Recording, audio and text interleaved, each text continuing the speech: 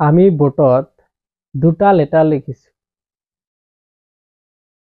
C letter আৰু G letter. আমালোকে কেতিয়াবা দেখিবলৈ পাওঁ এই চি লেটাৰৰ উচ্চাৰণ কেতিয়াবা ক হয় আৰু কেতিয়াবা ত হয়। এই জি লেটাৰৰ উচ্চাৰণ কেতিয়াবা গ হয় আৰু কেতিয়াবা জ হয়। চি লেটাৰৰ দুটা সাউন্ড আছে, এটা হল হার্ড সাউন্ড, এটা হল সফট সাউন্ড। হার্ড সাউন্ড যেনে কল, কাম, ক্যাট।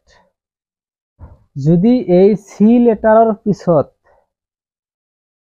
আই, ই, ওয়াই আদি লেটাৰ আহে তেন্তে সিয়ে সফট সাউন্ড হয়। চি লেটাৰৰ সাউন্ড সফট হয়, যেনে সাৰ্কেল।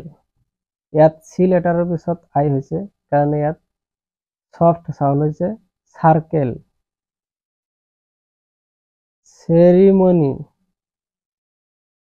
সেৰিমনি। ইয়াত চি লেটাৰৰ পিছত ই হৈছে। চেম্বল, ইয়াত চি লেটাৰৰ পিছত ওয়াই হৈছে।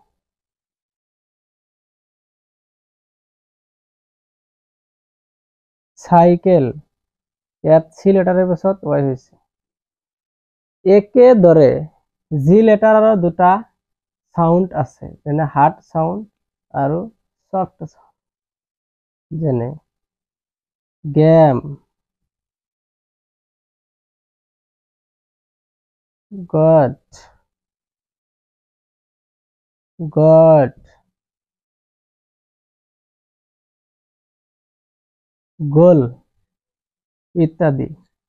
সফট সাউন্ড জি লেটাৰৰ পিছত যদি আই, ই, ওয়াই আদি লেটাৰ আহে তেন্তে জি লেটাৰৰ উচ্চাৰণ সফট সাউন্ড হয়, যেনে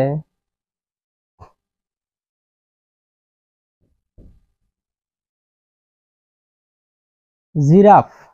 ইয়াত জি লেটাৰৰ পিছত আই হৈছে, জিৰাফ। জেল, এটা জি লেটাৰৰ পিছত ই হৈছে, জেল। জিম, ইয়াত জি লেটাৰৰ পিছত ওয়াই হৈছে,